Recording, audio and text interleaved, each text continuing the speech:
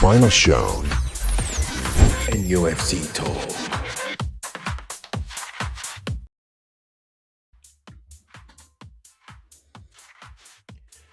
Good evening and welcome to NUFC Talk with me, Boaky, and Toon Tina this evening. It's the final shout show. How Hello, are you this everybody. evening, Tina? How are you doing this evening, I'm Tina? doing good, doing really good, all things considering. How's yourself, Mr. Boaky?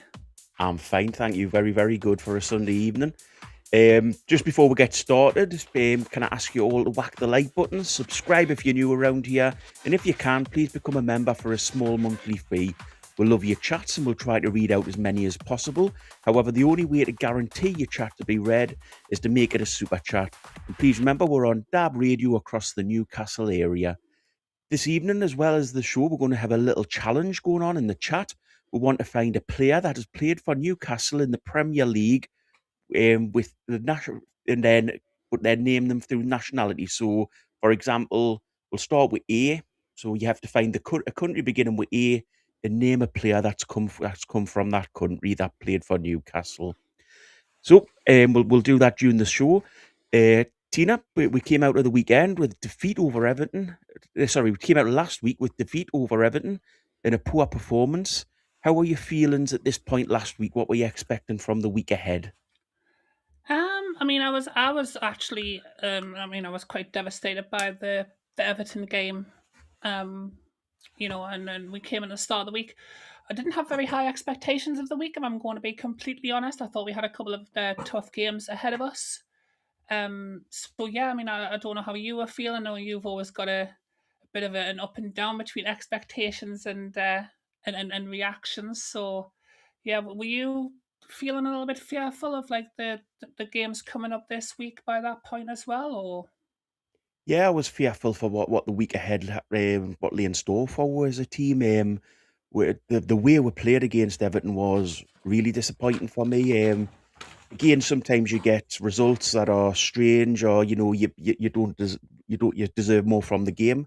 But I don't think I came out that game thinking that we did deserve more, and we knew what a big week it was coming up forward domestically wise. We obviously had Man United midweek and Man City at the weekend, and yeah, I was fearful about what would happen in those games.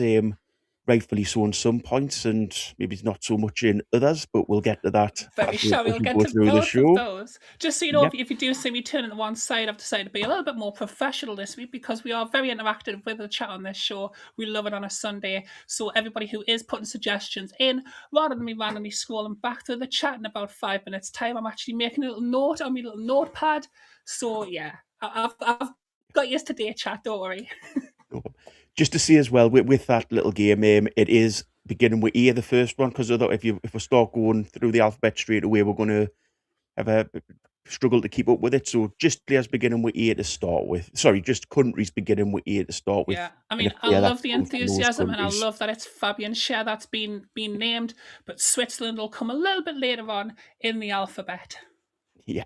So moving on to the week, Monday started off with the devastating news that our host and our show was off for a couple of days. So um, we wish Gary well. He's back yesterday doing the match Yes, commentary, which was great to see.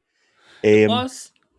yeah. So then came the On main. that, can I say Sorry. 2 points about that? Sorry, I don't Go mean on to then. interrupt. I just No, no.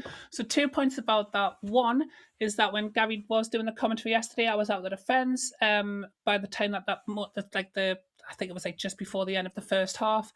And they obviously overheard his commentary, and they said, "Oh, what you listening to? That guy's a very good commentator." So again, another little tick in the column for our Yam Yam Gary as being a fantastic commentator. And I must say, as much as you and me are quite often at loggerheads, and I don't want to build your head too big so that you don't then overtake the full screen, I do think you subbed in for Gary as the host of the early evening show fantastically, Boaky. So round of applause for yourself for those shows. Thank you very much. I'm not the greatest of hosts, and I must say I don't particularly enjoy doing it. I like just to be on the panel, but when it's needed, I will step in and do it. Super So sub. I Our wouldn't quite very go that own Harvey Bar, our very own Will Asula. I'm certainly not as fast as Willa Sula, I can guarantee you that. Just a quick one then. So we went into Monday, and the main talk on Monday was about Voltera and whether he was being Mhm. made a scapegoat for the team's problems. What were your feelings on that? Do you think Voltera's being made a scapegoat of this team? I think so. Yeah. I mean, I've always maintained that I'm a fan of Waldemar. I was very excited when we signed him. I know not as many people were. I don't think people had paid as much attention to like the Youth International Cup as I had. So I think he was kind of coming in here with a lot of people not really knowing a whole lot about him, and it was a hefty price tag that we paid, and thankfully he hit the ground running when we got him. And then since then, people have mentioned him a lot, and I think he was kind of getting thrown under the bus by a lot of people who, and then we've thankfully had people who have then came to defend him. Whether that's people saying, "Oh, well, he's being played out of position," and then people saying, "Oh, well, he wasn't doing anything." And I mean, I think it's dreadful in my opinion. It's one of those things, me, when I'm not often the type to get too animated, but when it came to Nick Waldemar, I did feel like I would like to get the chance to say something to some of these people who are scapegoating him, especially in the like the publicized press. Because I mean, YouTube's full of comments. Everyone's going to have an opinion on YouTube, but when it's going into the main press where people are starting to question Big Nick, I did feel a little bit bad for him, and yeah, I'm not happy with the discourse being around Nick himself. How were you feeling about Big Nick at that point of the week? I do think there's been a lot of noise around Big Nick, and rightfully so. I mean, he is our biggest ever signing. He cost a lot of money. I mean, he was £69 million, and he has still got a lot to prove. But I don't get the point in trying to push him back into midfield. It's the wrong decision in my view. In regards to him, we need to find a way to work our game around him playing as a striker. We brought him in as a striker, and then for some reason we're trying to develop his game into to stepping back from that role. Mhm. It doesn't seem right to me, and it seems like we've basically, it looks like we've bought ourselves a problem because he's a good player. You can see he's a good player, but he's not stepping up and playing at the Premier League level, in my view. Yeah, I mean, at first I thought the because the first time that he was pulled back from being like the focal point striker, we were kind of playing him as a number 10, and I thought, and that first game or two that we had him there, I thought, oh, that's fantastic, yeah, number 10, let him get forward, and then from the third game onwards, the seed have pulled him back into like Joe Linton's position. And since then, I mean, it's definitely not worked. I think I get why they dropped him off deep, because our game hasn't adapted to that kind of deep lying Berbatov, Bergkamp, Harry Kane type of centre forward that Nick Waldemar probably is more. If you look at him at like on what we've got to see of him at the moment, like he likes to drop a little bit deep, and I get that because our team is a very front foot team and we like to press, why they would maybe put Gordon just a little bit pushed on ahead of him, but pulling him all the way back into centre midfield, I do not think that experiment has worked out quite as well. No, and in regards to Voldemort, I think he's being made a big example of. I think there should be more questions around Wissa as well. I mean, we paid 55 million, I think, for Wissa, Mhm. and he's done nothing for when he hasn't looked like doing anything when he's came on the pitch. I think he's only ever scored one goal for, if I'm right, up to this point. It is Wissa scored three, hasn't he? has he scored three? Well, in which case I must have missed two. But in regards to that, I I might be don't wrong. see. I don't see why everything's fallen on Baltimore's foot and everybody's complaining about his game. And as I say, Wissa seems to be going under the radar a little bit. And I mean, we all know Sula. We'll mention him as well because he is a striker, but he is going under the radar. But he's a young lad. But he was never bought to be a regular first team player. He was bought as a player that we wanted to develop. Has it worked with him? I think the jury's out for me. I don't think he's ever going to be a regular first team starter. Could he be the jack in the box that comes off the bench? There's always the chance that he can be. But You're right, by the way. It is one goal that he scored for us. I don't know what yeah, I must have dreamt two more goals that he scored. you should It's just always know Boaky's always right. That's That's the rule of this channel. I mean, it's rare for me to see that. So yeah, it was. That's why I just automatically assumed you were wrong when you said one. I was like, oh, it must be at least three then. Yeah. So in regards to the challenge, what we'll do is we'll do the first one so you guys get an understanding of what we're Yeah, yeah, doing. yeah. So for A, can you think of a country beginning with that we've had a player from playing the Premier League, Tina? Yeah. I mean, I think that the place where my head went straight away is being picked up in chat as well. So we've got for Argentina, and we've had two very good players from Argentina, which is both Fabrizio Colaccini and Jonas Gutierrez.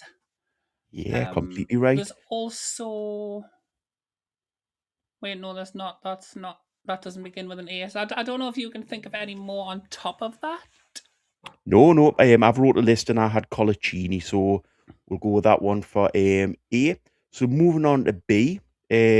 So a country beginning with B that we've had a player play for in the Premier League. I've already had a Australia's a couple good in one. chat. Yeah, we've had a answer there as well of Australia, and that's right. Mark Viduka was from Australia, wasn't Oh, he? I forgot So about Mark Viduka. yeah, Yeah, no, that was. very good shout. Fantastic Yeah, shout. definitely.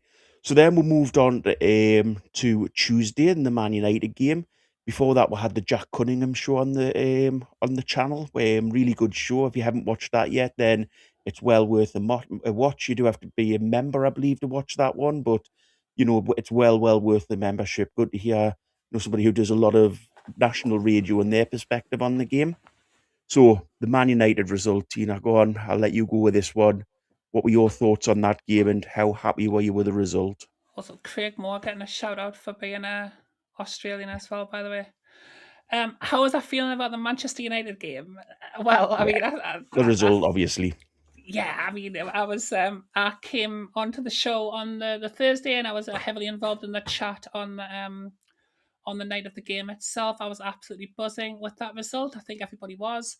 I mean, that's the type of performance that I want to see from Newcastle United.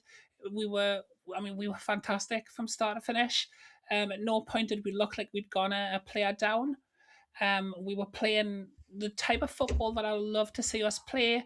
Very attacking, very flowy football. We were passing it well. We were making space for each other. We were definitely high energied for that game. And I mean, individual performances throughout that match were absolutely, off the charts for where we'd normally when we're having discussions about Newcastle this season. There's not many times that we talk about how fantastic that Anthony Gordon's been. I think he was great against Manchester United. I think Tonali was fantastic against Manchester United.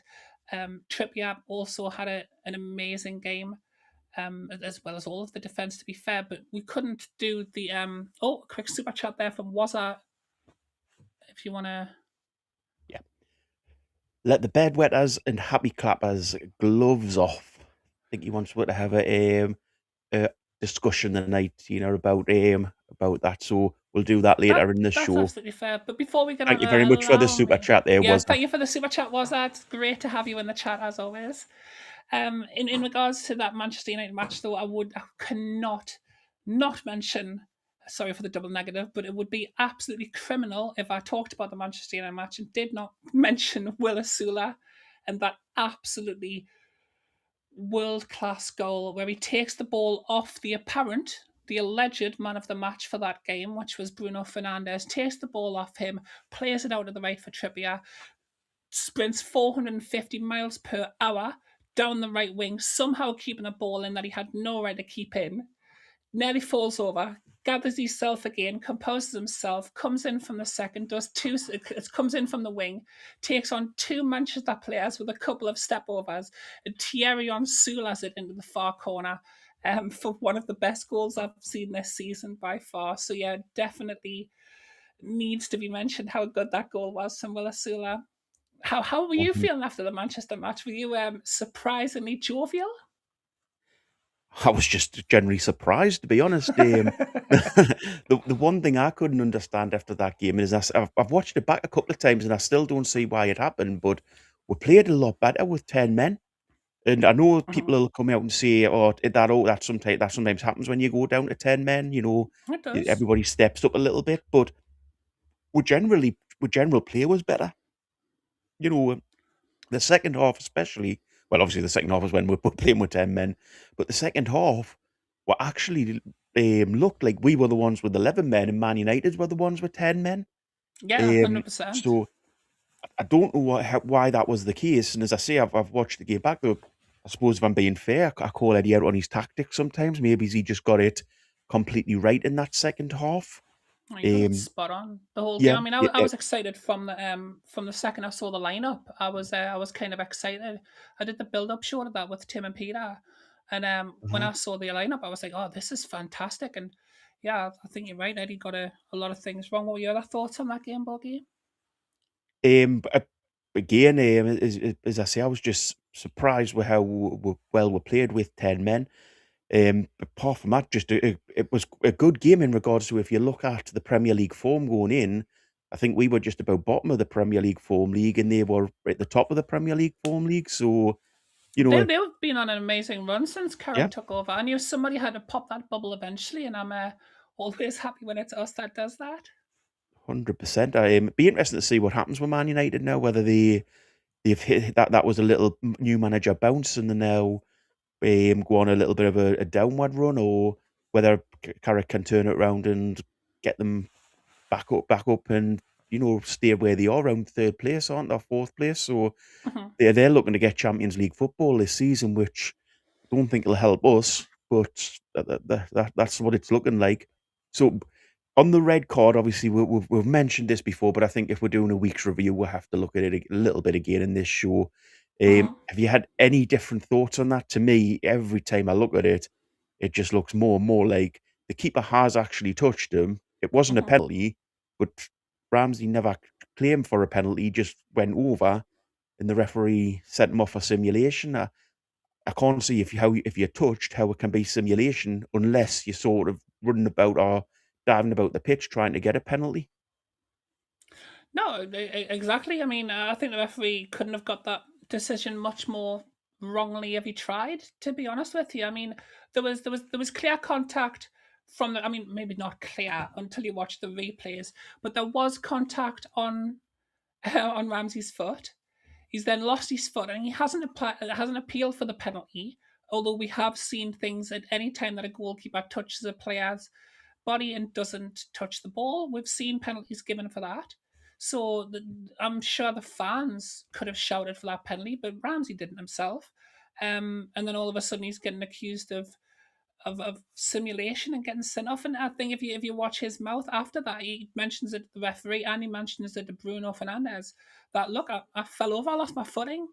Like I don't know what the referee was expecting him to be able to do in that circumstance. Yeah, 100%. I mean, it wasn't a sending off. Let's be honest. It should never have been done. And as Wynne said, from next season, I think the bringing in that VAR can look at second yellow card decisions. So let's hope they do, and decisions like that don't happen anymore. And before we move on to the next point of the game, just a quick one on we're on B. So, could you think of a country beginning with B that we've had a player from I mean, play in the Premier yeah, League, Tina? 100%. I mean, there's some obvious ones in our current squad. What you've got because we've got a team of Brazilians with Joe Linton and Bruno Guimaraes. There was a good shout that I saw earlier on in the chat, which was our Belgium legend Philippe Albert, which I also wrote down. I don't know if you can think of any other ones No, outside of that.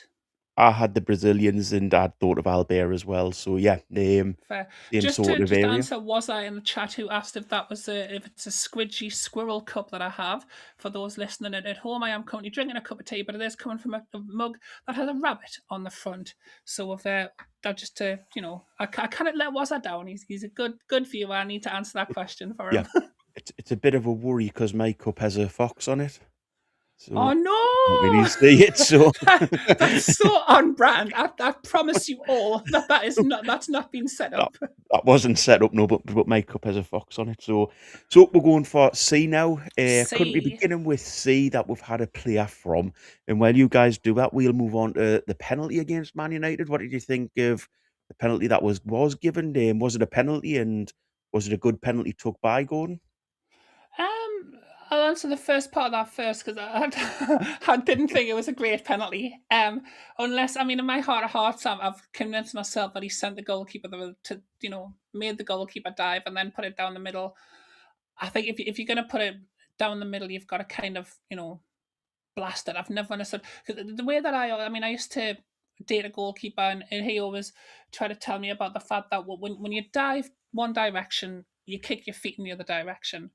And that's why a lot of penalties you put down the centre, unless you get it to the side slightly away from where the goalkeeper's dived, um, their feet's normally going to make a save. So you're shaking your head. Do you not agree that you're supposed to kick your feet to one No, side? I'm shaking the head at the comment. Sorry, just put The it on the comment? screen. Does the fox have a knitted cardi Boaky?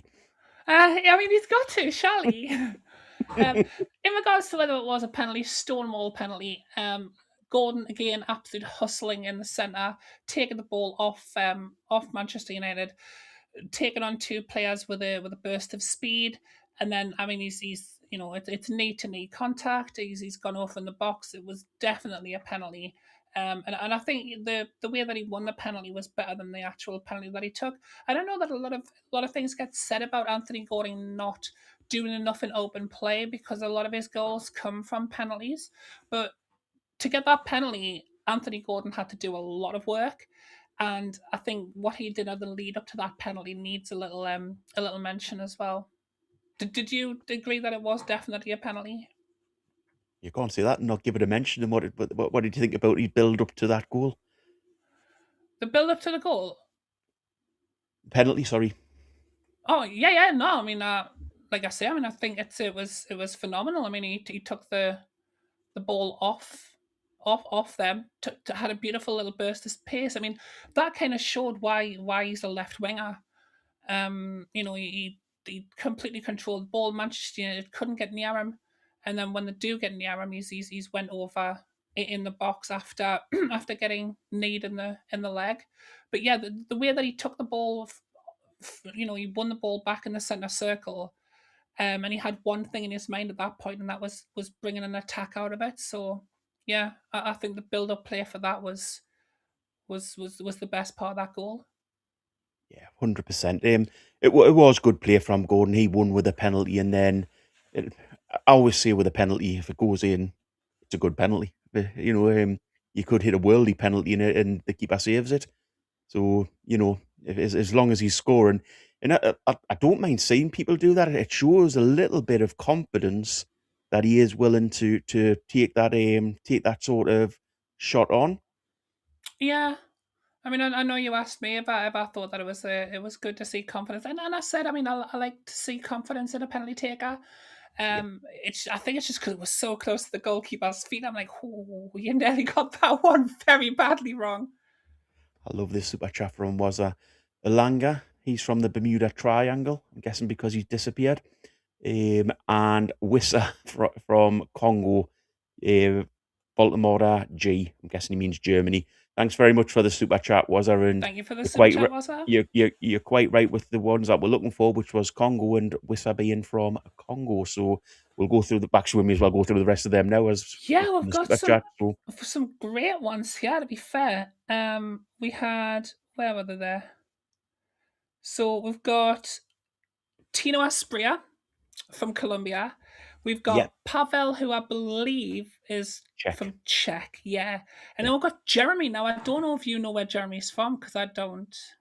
Was it Cameroon? Was he Can the chat Cameroonian? help us out? I think Yeah, it might be Irish. If you can give Cameroon, us but give us what country that was from, but a yeah. fantastic shout from Andrew Bell for Chile with Clarence Acuna. Ooh, good one. Um, yeah, fantastic one. And another one, Vernon Anita, is apparently from Curacao, which Is also he? came from Oh, brilliant. Really good answers there, guys. a We'll, world mo- class. That has to be fair. we'll, it's a lot more than I had wrote down. I had Wissa from Congo. we will move on. We'll move on to D. So He is Cameroonian, but yeah. do Oh, you know what I mean?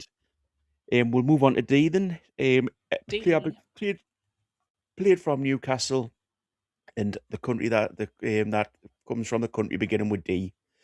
So then moving on in that game, Man United obviously equalised. I don't know if you've got anything to say on that goal, but I'm quite happy just to quickly move on. Yeah, I mean, Yeah.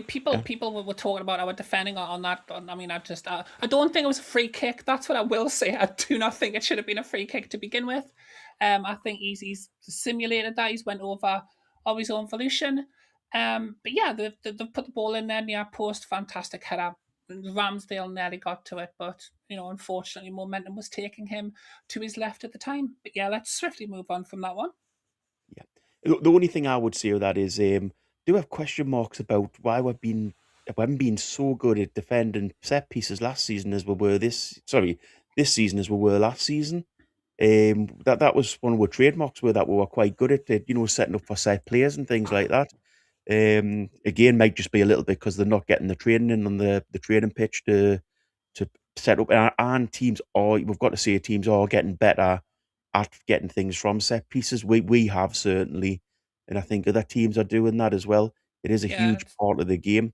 The one thing that does, and sorry, I'm going off on a little bit of rant here, but the one no, thing that go does bang away. annoy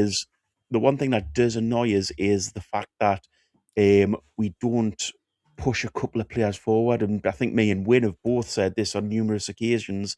If you've got a Langer on the pitch, and you've got the likes of a Gordon on the pitch, why not just leave those two lads forward? They're not going to particularly help you at a set piece situation. So why not leave them forward? And it's a couple of get outs. It's a couple of, if we win the ball and whack it forward, we've got a big chance there. So, yeah, that's my only little gripe with the goal. But, you've already went through the Asula goal, so I'll do that one. Um, Da-da-da-da-da-da. ag- Again, how that I still don't know to this day whether he knew what he was doing or whether it was just blind hope he was running in. I mean, he won the ball back, to be fair, so you've got to give him that. He seen the space and made the right run. He nearly fell over. He sort of looked at times like he didn't know what he was going to do, and it looked like it clicked in my brain quicker than he clicked in his that he was going to have a shot. So, Yeah, I was watching that live. There was a second when you were like, "He's gonna score." It was. yeah. It was. You definitely were the first one in the panel to stop laughing and be like, "He's gonna do something to you lads." But I mean, In regard, oh sorry, go on. if that sorry, just to say on that, if that had been any other player running like that and getting, that sort of goal, I think it would have been praised up and played out for years. I still Yeah, think it'll hundred be talked percent. about for a long time. But It again, that should be. because of the type of player he is, it's whether it was just pure luck or whether it was just pure skill, or was it a little bit of both? I mean, there probably was an element of both in there. It was mentioned by both himself and Eddie Howe after the game that that was something that he'd apparently been practicing. I'm not sure he was practicing sprinting the entire length of the pitch before he was scoring it, but apparently he had been practicing that exact finish on the build up, and so yeah, I think he to an extent did in fact know what he was doing. And did I hear another super chat drop in there We once did. again? We're not gonna show it and we're not gonna read it. But thank you very much for the super chat. Was it? Oh Yeah. goodness me. It's much appreciated. Thank you, Thank mate. you very much for the super chat there, was there? Yeah. We definitely appreciate it. So that's the Man United game done. Unless you've got anything else to say, Tina. No, that's it set us up on a massive high coming off that game. I was I think everybody was delighted after that game. It was lovely to see everybody smiling and laughing and yeah, if there's ever a reason showing to listen to our commentary, it's the reaction of you three as that goal was happening. Chris and Michael just absolutely memeing on Willis Sula, calling him a headless chicken, laughing when he nearly fell over. That moment that it dawned on you that he was about to score, and then Chris's reaction of hands on head when he was saying he's the one who gone and done it. But another super chat there, £5 super chat from RG Fox. If you want to read that one, is that one okay to? Of course, it is. Thank you very much, Roger Fox, for the £5 super chat there. Boaky, please explain who is taking over from how and when and how. Well, to be fair, I don't think we're going to change manager until the end of the season, Audrey Fox. I don't think there's any chance at this point that we change managers over until then. As for who takes over, I mean, there'll be managers come available after the World Cup. It's something that I'm not sitting here saying I'm an expert in managers, but maybe somebody like a Fabregas. I still like Mourinho. I know a lot of people out there absolutely hate him, but I still think Mourinho could do a job here. I think he'd win with another trophy. I think that's the big thing that we're looking for now is keep keep the momentum going, of us winning trophies and us being a successful team. It's, we've had the acorn now. We've had the small acorn, well, not the small acorn, the massive acorn moment of winning, the League Cup. Let's keep that going. Let's not stop that. Let's go for it. But there's a lot of managers out there. I just think I don't. People think I hate Eddie Howe, and I don't. I like Eddie Howe. I like him as a guy, and I like him as a manager. I just think this season's proven that he's took her to a level that he can't get her past. But I know you disagree with us, Audrey, and your calls when you call in, mate, are brilliant. So thank you very much for the super chat there. Yeah, keep calling So in as well. We love it when you call in, Foxy. yeah, it's great. I think Foxy's from Ashton, if I'm right. I might be remembering that wrong. Believe so, yeah. I spent a lot Yeah. of time in Ashington, so quite a big fan of that area myself. So Yeah. yeah, nice little place. So what we'll do now, Tina, is if it's okay, we'll quickly go through. We'll quickly move on to the D and players for Newcastle that have played for our country, beginning with D. Yeah, so for the day we have a couple of good shouts actually. Obviously our current Danish superstar William Asula, who gets another mention on this show. Also Peter Lovenkrantz from Oh Denmark, yes, which I had actually almost forgotten about his existence, to be honest. But I like him, looking back as a player. We've also got Bjorn Christensen from Denmark. Now, I can't remember that name. I'm going to be honest. I don't know if you remember Bjorn Christensen.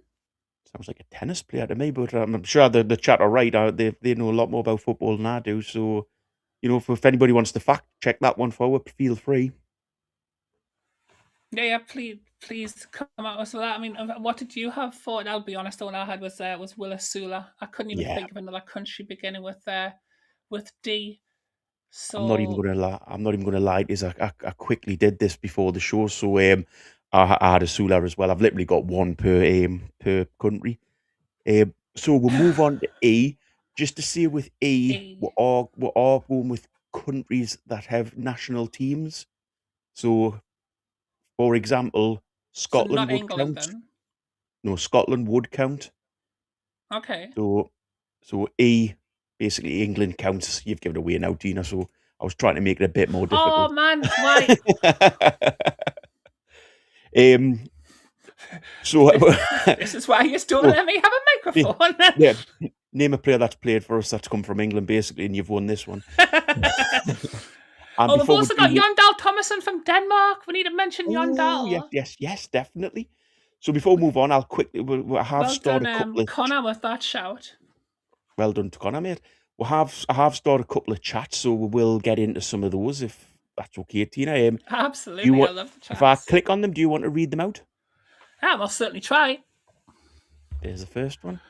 We've got, and Pep Guardiola will receive a 2-game touchline ban after the Manchester City boss was booked for the 6th time this season during the FA Cup win over Newcastle. Ooh, that's So I an didn't know about interesting that. I one. did know that he'd got the No, yellow card. I'm just going to maximize my screen a little bit so I can no actually bother. see I'll these do the because I next one haven't while got my you're doing glasses that. on. Why No, no, play players out of place? I've Oh, got go on it. then. Sorry. So from trolls, another very regular chatter on the YouTube is why play players out of position all the time when we have players to play there? It makes no sense how it's gone there for the end. I think you were saying how out for me, he never learns. So an interesting little comment there. I mean, going off what was said at the end of the match yesterday, I think a lot of the decisions were forced. That apparently he didn't think Joe Linton was quite ready. And obviously we had Ramsey suspended, wrongfully so in my opinion. So there's I mean, I don't. I agree. I don't think Walter Maida was the answer there. I think we maybe could have just went with the two midfielders, pushed Walter Maida and Asula together, or had Walter Maida and I mean, I don't know if Gordon was lacking a little bit of fitness as well, but you could have had like Walter Maida, behind him Barnes, on the left Alanga, on the right Asula. I don't see why we couldn't have tried that. There's a lot of armchair manager things that I was thinking last night after that formation, because I didn't have that same excitement when we saw that formation yesterday, that I had against Manchester United. So yeah, there's a few things that I would have changed, which I'm sure we'll come on to when we get to yesterday's game. Any more chats there though? Yeah. Being linked with Solanke, man, unreal. This is why we need bigger, better manager. Ridiculous. So apparently, Batlax666 is not a fan of Solanke. Would you No. take him or No. Right. no? I Okay, completely agree fair with enough. you. We'll move on from that one then. And that's the last chat we've got for the minute there. And we've got, what about season ticket prices? Agree or disagree?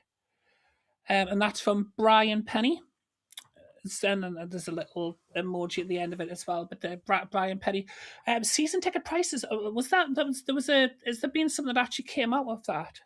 Yeah, there's going to be a 5% increase in just normal season tickets and a 15% increase in corporate tickets.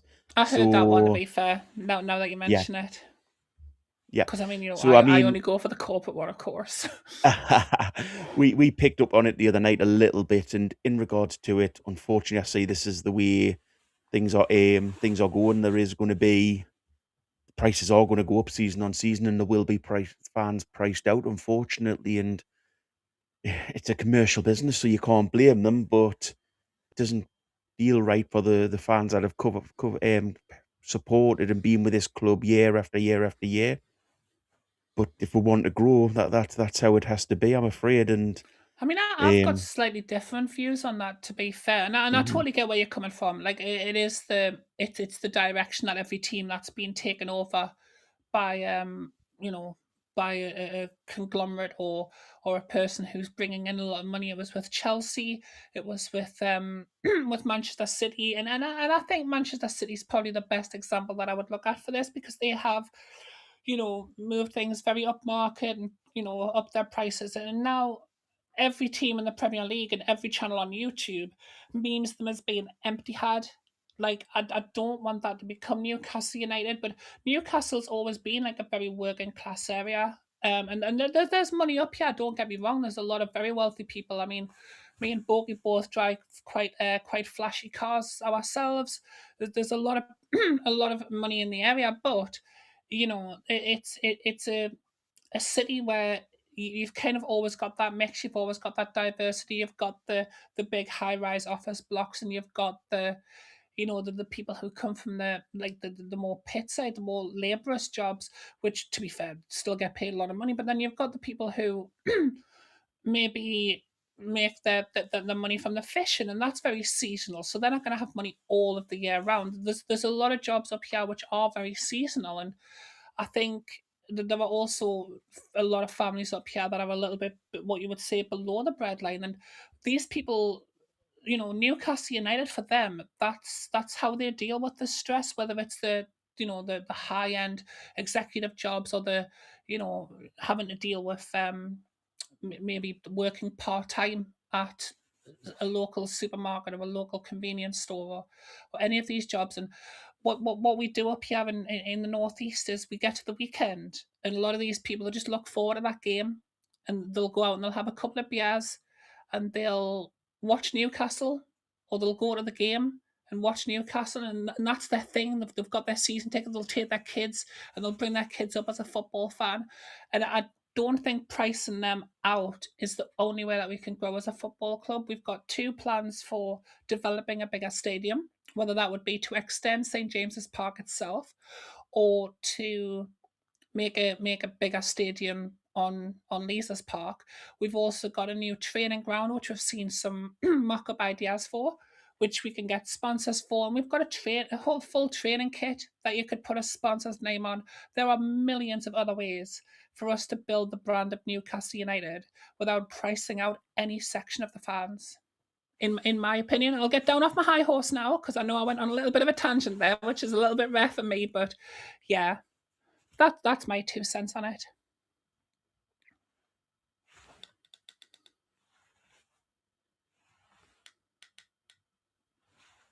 People are saying that we're going to build a new stadium, and or extend St James's Park, and thinking, "Oh, that's great! It means there's going to be a lot more season tickets available." Sorry, guys, it doesn't. It means there's going to be a lot more commercial seats available, and it means that there's going to be a lot of tickets on the open market sold properly from Newcastle United, where they can control the price, because they are a commercial outfit. They want to make money from the club. But I don't disagree with the word you said, Dina, in regards to that. I Goodness completely me, agree clip that, somebody clip that. Sorry, go on. it is right that, players, local fans are the bread and butter of the club, and should be taken into consideration. And the club will in some ways, but if you're a business and you're selling a ticket for £35 and you can get 50, 60, £70 for it, you have to do it. You're there to run as a business. The reason that we've had cheaper season tickets in the past, is because Ashley really just didn't care, and as long as the club was surviving, that was enough for him. We were basically a big advertising board for the company that he owns.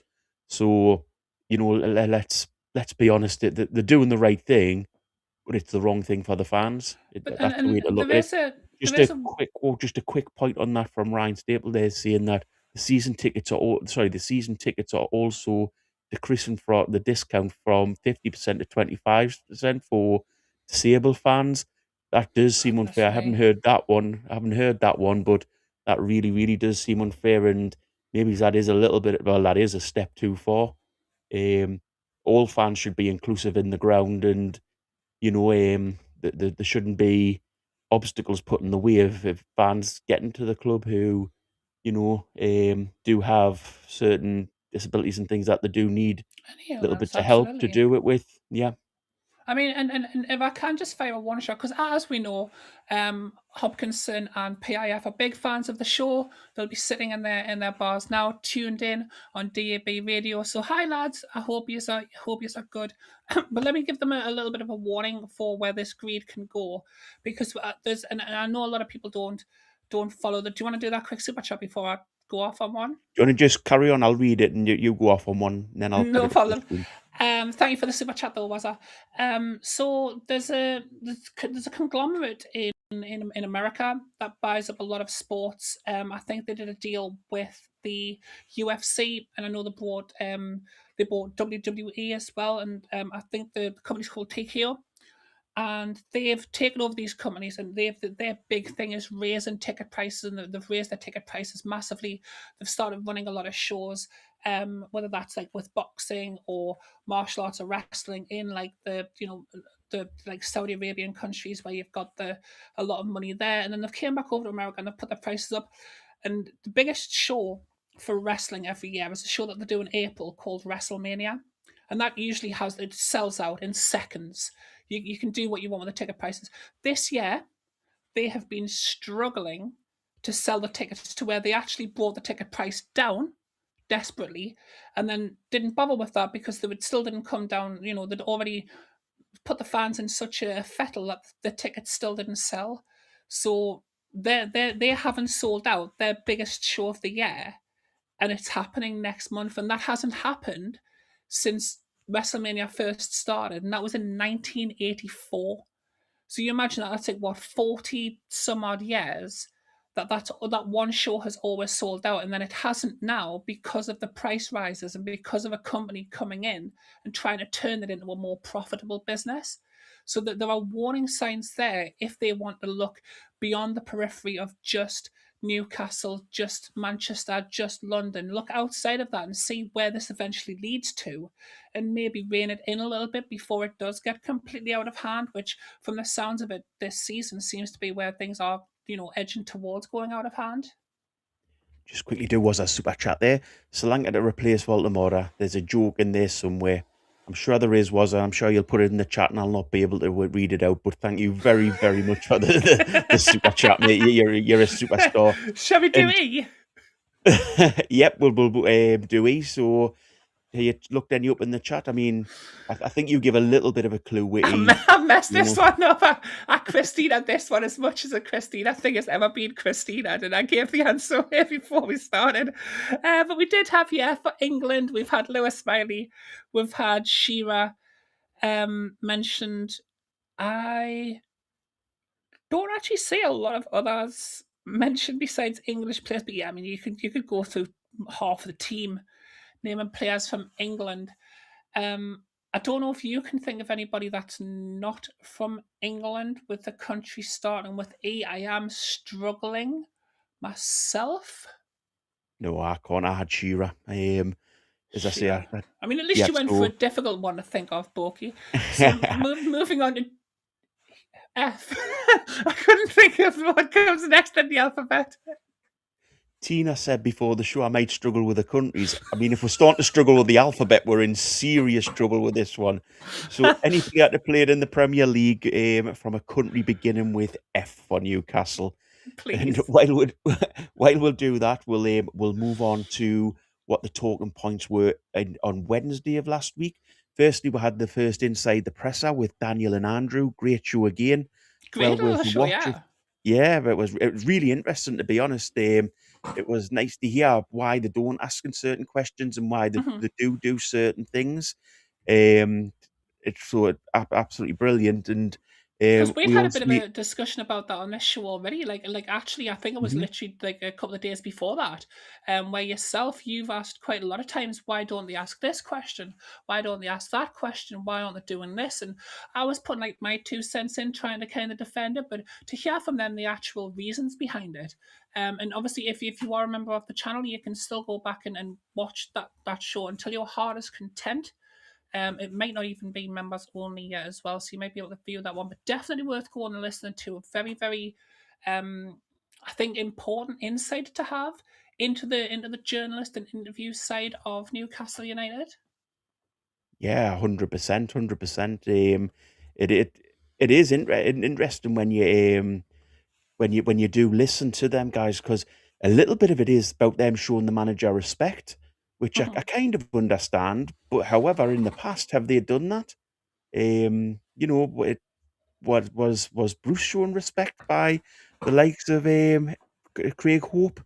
I mean, I don't want to be. Go on. I was just going to say, I don't want to be mean. You know me, I'm not a mean person, and I don't want to end up getting like Sky Sports coming after me or anything like that. But there's only so much niceness that you can show to Steve Bruce. I mean, he's had every club he's managed. Fans have absolutely hated him. There were memes of him on YouTube, and that goes even beyond the how's the bacon? Did you say? And his fake Geordie accent, which was worse than Steve McLaren's worst Dutch accent. But I mean, he's had posted, and I don't agree with this, by the way, but he has had fans at previous clubs he's managed throw cabbages at him. Like, how bad do you have to think your manager is for you to think, I'm going to take a cabbage in with us just in case I want to throw it at him? Like, who turns up at a football game with a cabbage? And, that doesn't happen very often. And Steve Bruce brought that out of us. And I mean, if you look at like Joe Kinnear, and again, I don't want to speak ill of him, but again, I mean, he was mispronouncing players' names, and previous to that, I mean, the managerial tenure, I think journalists showed plenty of respect to the likes of like Alan Pardew, for example. I don't think he ever got anybody who was trying to do anything in any way disrespectful to him. But yeah, there are levels that you've got to accept. We're going to go below with Steve Bruce, in my opinion. Was I has just another super chat there from was I there to say so long before Walt was a tall story, Boaky. Read it. I think I get it now. Was I? Yep. Really good one, mate. I get what you meant, and I can't laugh too much on the screen, but yesterday I'm chuckling inside, mate. I'm the little chuckle to myself. Moving on, Tina, should we do some of these French players? Sorry, some of these players become a country beginning with. Yes, let's. Hey, at least for ones each now. At least for ones each. But yeah, the country that a lot of people have chosen for F is France. First shout, obvious one, David Ginola. We've then had mentions for Agathe. I've disappointed Wazza with my lack of alphabetic spaghetti skills, which I apologise. But we've had Hatem Ben Arfa, Johan Cabai, shout out for Alan Bloomsong. We've had Remy Cabella, who, yeah, we did actually have him for was it like half a season? Got Moussa Sissoko mentioned, Loic Remy, who I still haven't forgiven, Laurent Robert, Debuchy, Gabriel Obertan, Alan Saint Maximum, another shout for Sissoko, but then we've got Marveau, who the player who I genuinely cannot believe that he never became a bit of a bigger player for the team. We've got Distin, we've got Gouffran, Charles and Zogbia is also French. We've got Charvet getting a mention. So yeah, there's a lot of players. But we've also got a shout out, which I'm definitely going to highlight here, which is a Finnish player that we've got for the women's team of Ona Savenius, who I absolutely love Savenius. And yeah, so shout out for RG Fox for throwing that one in there. I don't know if it counts because this is confusing enough without starting to throw the women's players in as well. I promise what we'll do is we'll do one of these type of things on the women's team, to be fair to them. So yeah, we should. We'll do one of these on the women's team. Thorvan gets mentioned as well for the men's team, but I had to mention Savenius because she is one of my favorite players. And when I did go through some of the key players last week, I did mention Savenius. So the fact that I saw somebody pulling that out, I was like, wow, well done, RG Fox. So but not putting on the spot, but what letter we're looking at now, Tina? G. G. So any player who have played in the Premier League for Newcastle from a country beginning with G. I googled that one because I knew you were going to ask me. I knew G was coming. I don't be disappointed in me. I did know G was next in the alphabet.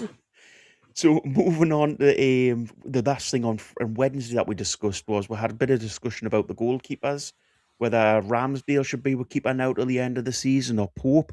I can't actually remember your answer, Tina, to be honest. So what were your thoughts on that? I mean, I thought that with the indifferent form that Pope's had, and with the fact that Ramsdale had such a good game against Manchester, and I genuinely thought that he was instrumental in that result for ourselves, and he does seem to have a little bit more chitter and interaction with the defensive line, and he can also do the sweeper keeper role that a lot of teams these days are using. I did say that I would give Ramsdale, at least a good run of games to see if he can establish himself as the number one. And I was even at the point where I was thinking we should probably sign him. And if we're going to keep, if we're going to replace a goalkeeper at the end of the season, maybe it would be time to start talking about maybe moving Nick Pope on and keeping Ramsdale. I can't remember if you also sided with Ramsdale on that one. Yeah, 100%. I still think there's a chance for Ramsdale. I don't think maybe he's the main keeper, but as the backup. And I think we've got this in his contract. We can sign him for 16 million. Yeah, so, I mean that's a big selling point for me as well. Like he's an England international goalkeeper, a former England international goalkeeper, who's got the, it ticks a lot of boxes for what managers these days are looking for. And I think for that price, I mean, why wouldn't you? Because you're going to need a second goal. I mean, I know we've got 427 goalkeepers and counting, but surely Ramsdale's the one that you think if we can get him in for 16 million, I mean, that's a no-brainer in my opinion. Yeah. Thank you again, Wazza, for the super chat. You're a superstar, mate. Tina, you never know what I'll sprout up or turn up. I think he means turn up as in the sprouts and turn. Sprouts and turn up. He's on form today, is how I was. He's on class form today. I don't know. He must have had a big Sunday dinner or something. He's had his Weetabix this morning. He's had his Weetabix, definitely. Although he has had a Sunday dinner, which will have had sprouts and turn-ups, and he's just looked at his plate and thought, I'll send him this one. To be fair, I'd look at my plate and think, oh, I'm glad I left them because I don't like either of them How a could you not vegetable, to like be honest. sprouts? What is wrong with you? You've went down in my estimation with that comment, Boaky. And you can tell you, I'll tell you this now. Oh, I'm not a big vegetable man, as you can probably tell. So I think we're both agreeing that Ramsdale is our keeper till the end of the season, unless something goes terribly wrong with him. He Unless starts Pope making shows silly he's mistakes. class again. Yeah, definitely. So shall we do G? Because we've had quite a few go through for G. G's, some fantastic shouts for G's. Obviously, we've got our current German international. I'm going to mention two current German players because one of them doesn't get mentioned for some reason. Oh, no, he does. Connor does mention them. So Connor mentioned both Walter Meyer and Malik Chow. We've got Choppy coming in with Dietmar Hamann getting a mention, another one who turned on us and went to Liverpool. Irish Toon has also mentioned Walter Mara and Chow, but also put in Carrius, who was my favourite goalkeeper when he was at us. I know he never actually played very well as a goalkeeper, but he was one of the players that I followed on Instagram, and I kind of liked that he looked a little bit like Thor from the movies. We've also got a shout for, I'm going to come back to that one last, but we've got Nikos Dabizas and I always struggle with this goalkeeper's name, Vlachodimos. I think I nailed it actually. What was that? Vlachodimos. I got it. We've mentioned Timur Katspaya, who's Georgian. Nikos Dabizas, of course, is Greece. Which and also Christian Atsu, who are saved to last, for very specific reasons. I've kept until the main event, who was from Ghana. And we've got, I think there was another, Chef Rikuchi was apparently missed for Finland. Yeah, we did miss him, but to be fair, Blinken, you'd have missed him actually playing for us. Was I just saying there, he hates sprouts and turnip. Yuck, it was referring to thrown veg at management. So just clarifying what he I meant said there. the cabbage thing. I get it, Yeah. was that? Can I just Yeah. defend Sprouts here for a second? Because Sprouts get a bad rap, but I'll tell you this now. I don't know why I keep saying that. I should never have listened to that Keegan interview before the Manchester game, because ever since then, every time I've seen something like, and I'll tell you this now, if you're listening. But yeah, I think sprouts are an underrated vegetable. They are nice and spicy, like just a bowl of them with some vegetable gravy on. Try it and thank me later. Welcome to the Boaky and Tina Do Cooking Show. So anyway, moving on. Word for Mark Goldbridge, didn't it? He started doing the cooking, everyone. Yeah. Send us some recipes that you want us to go through. Moving on to H, there aren't any players from any country beginning with H that have played for Newcastle. So we'll jump quickly on to I. So any player that's played in the Premier League for Newcastle from a country beginning with I. And I'm sure somebody in the chat's going to pick up some obscure player that I've missed with H. So if you do, I'll get you so Moz. Thomas Kadar, who's Hungarian. Patrick Kluivert, who's from Holland. But they would be classed as the Netherlands. Netherlands, okay. Yeah. Okay, so I'll leave the one out that I thought of. Yeah, that's how they play international football. And I don't believe the other player actually played for in the Premier League. I think that might have been before Premier League time.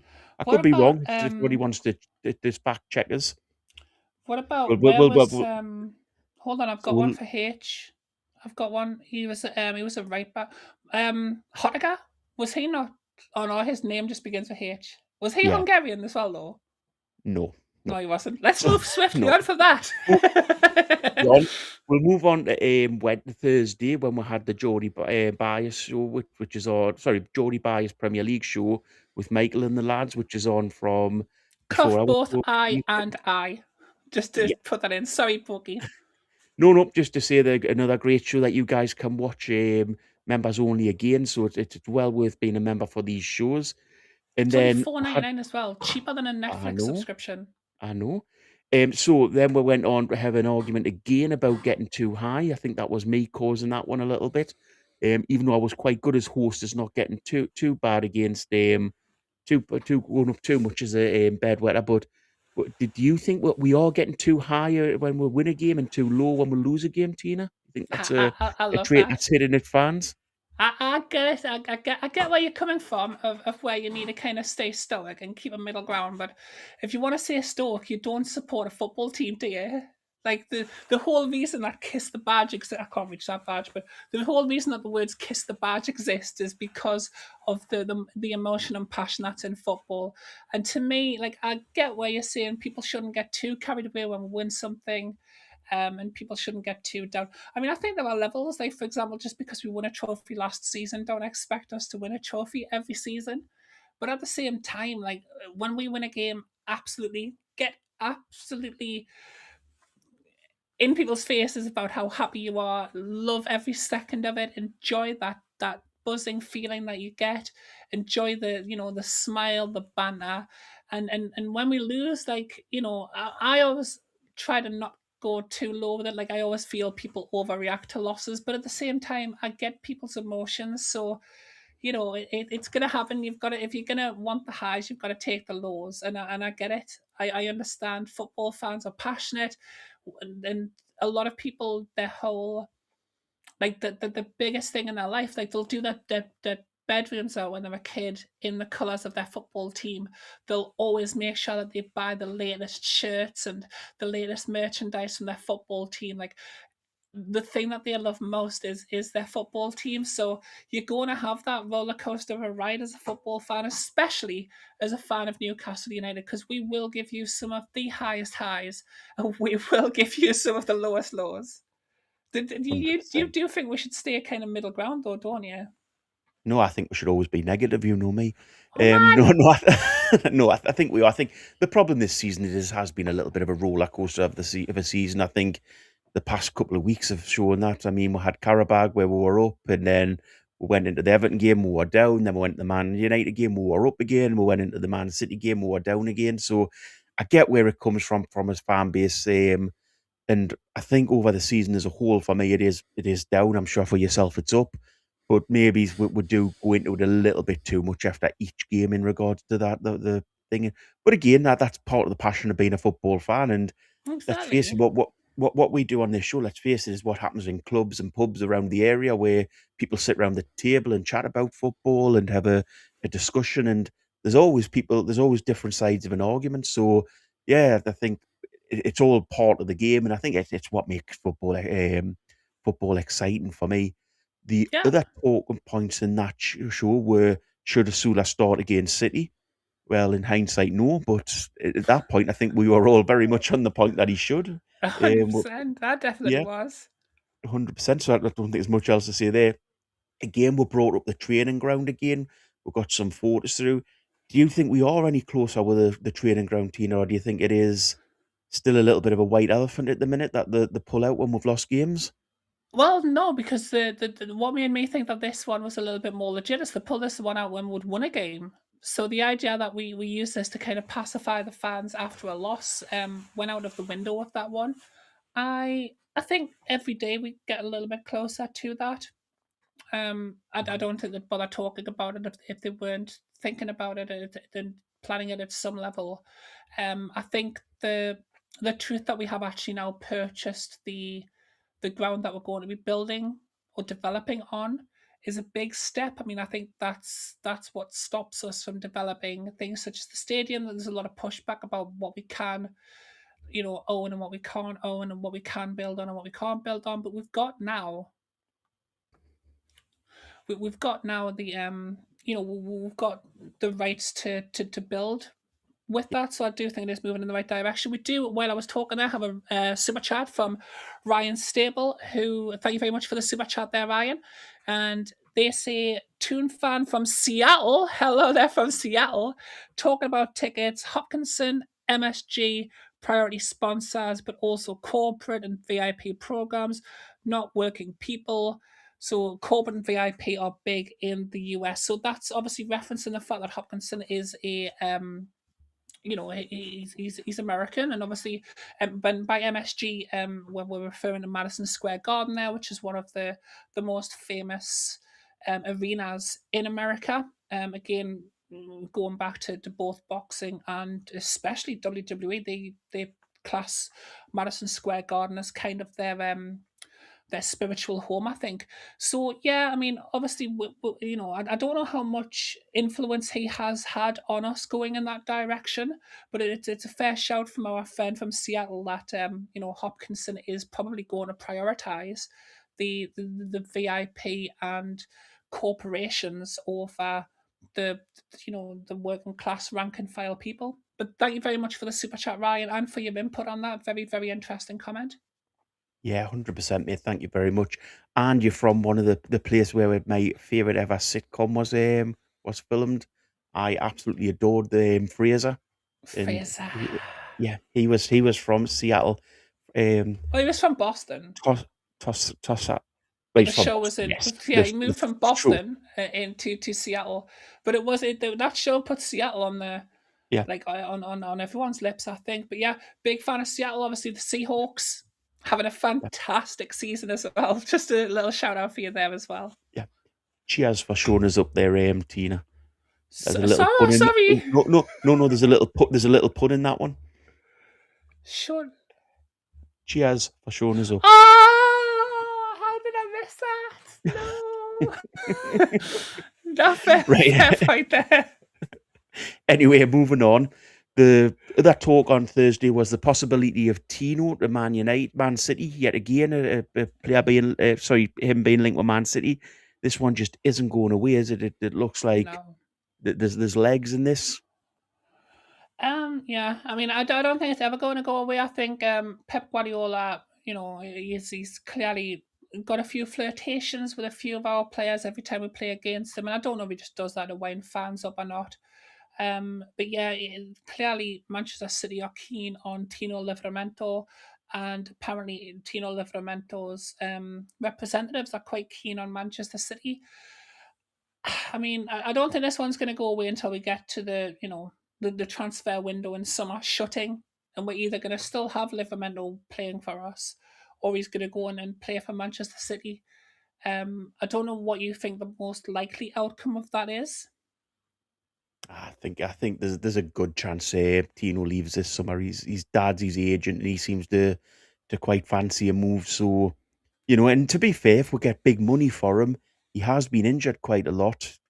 The only slight, well, the big issue I've got is this summer's going to be such a big building program anyway. If we start losing players, it gets even bigger. So we Hmm. have to be ready with players ready to come in from the very start. We have to have done the homework and have players that'll come in. Because I mean, the other Yeah, talking point of that day as well was Trips gone and Kraft gone.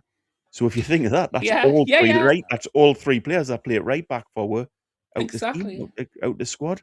Yeah, and I remember you mentioned that, and I think my views were the same as yours. Is with these rumors going around, with the idea that at least two of these players are definitely moving, maybe all three of them, we need to be having those discussions with the scouting staff now. Like, surely they are already targeting at least one or two fullbacks for us to go in at the very start of the transfer window and start putting bids on. In fact, they should probably be starting to look for putting some cheeky little like, what do you call them fishing things? Like, put some fish hooks out there now. Rods.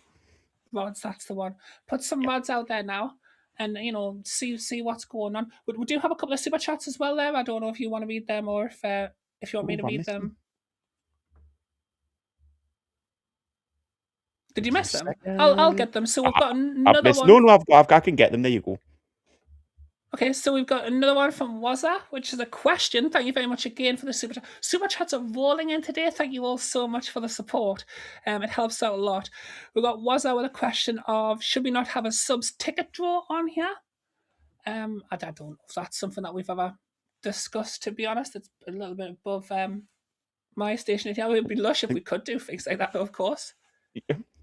And the other super chat And there. we've got another super chat, which is Boaky or Tina on the training ground land purchase.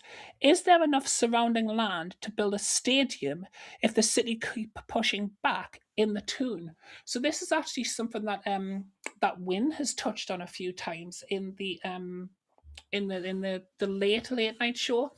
Is that he feels that Newcastle should go to the city of Newcastle council with the ultimatum of, okay, look, you either let us build our stadium here, or we take it outside of the town centre.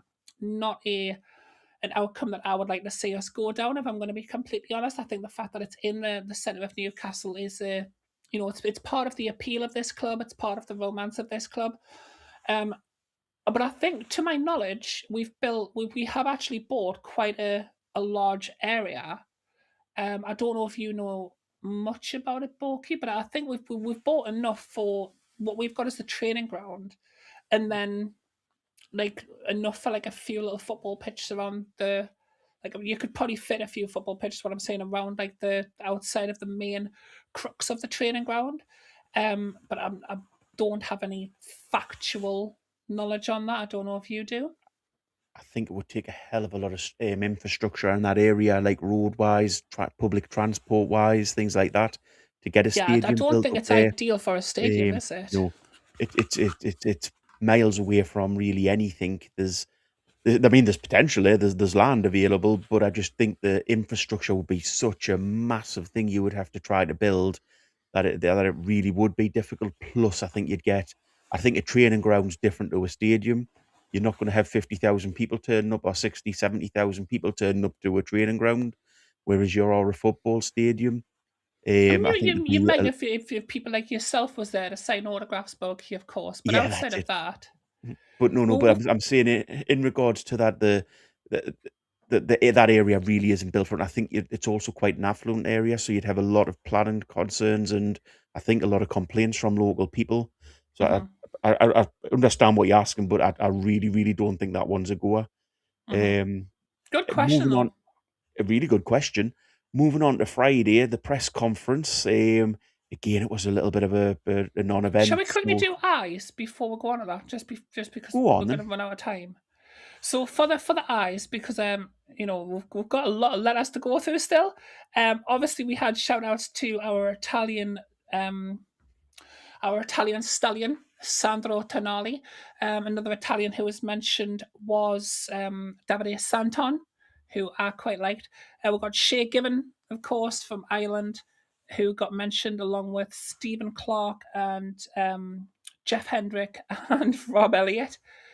And they've been the main ones that we've got for. I got Giuseppe Rossi, who's Italian, who I think he was like a young player, wasn't he? Who then moved on before he actually found his feet for Newcastle, I think.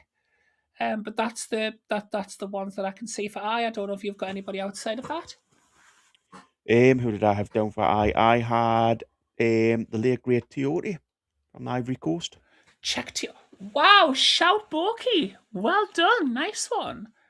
And then we are moving on to Jay. Correct. So any player Well played in the done. Premier League, starts from a country starting with the letter J. So again, Friday, the main talking point was the press conference. No tough questions asked about rotation or about about what's going on with Wissa. I don't know why they're not asking any questions about Wissa. What were your thoughts about the press conference? Have you I seen mean, it? how do you word that question? What were you going to do? So, Eddie, you spent 55 million on Johan Wissa in summer. Can you explain to me why he's terrible? You can't go out there and do that. And yeah, there wasn't really any tough questions. I think, to be fair, it was going to be difficult to ask a tough question. We knew at that point we had the Man City game ahead of us, which I mean, I don't think you need to joke about that. We knew that that was going to be a tough game. I think all of everybody knew that. Outside of who was available for that game, I mean, what can you say? Like, oh, do you expect to thrash Man City? No, mate, don't bother turning up. And obviously the Manchester United game, everybody was on a bit of a high anyway. And we, as you mentioned, with the show that we had midweek in the members only area, we do now have a little bit of an insight on why journalists ask the questions that they do. I mean, do you still lean towards the idea that journalists should ask more challenging questions, or has that show changed your mind about it at all? I understand where the guys were coming from, and they made good points, Dan and Andrew, in regards to why they don't do it. the one thing I would say is just be true to yourselves. Would be what I'd want from the journalists. Don't be. I don't get why they don't ask the. Fair enough, don't ask them rude questions and phrase it in a way that's polite, but don't be scared to ask the questions. Speaking of stay true to yourself as well, our friend from another great YouTube channel, the Mancunian Way, has actually entered the chat himself, and he's mentioned forget working class tickets. That's going. You don't become the world's best being local, and I quite genuinely disagree. I mean, maybe it would have been more difficult in Manchester because Manchester have got the two huge clubs, and Manchester City were trying to build up in a city that, at that time when they first got taken over. I mean, Manchester United were the biggest team in England, and I know a lot of other teams have kind of went that direction, but in Newcastle, I think there's enough. I think you could genuinely pack out any side of a stadium with local based people. I mean, it's a one club city, and it's literally people's lives up here. So love the fact that you're in the chat. Completely disagree with what you said. But yeah, sorry, Um, Forky, moving on.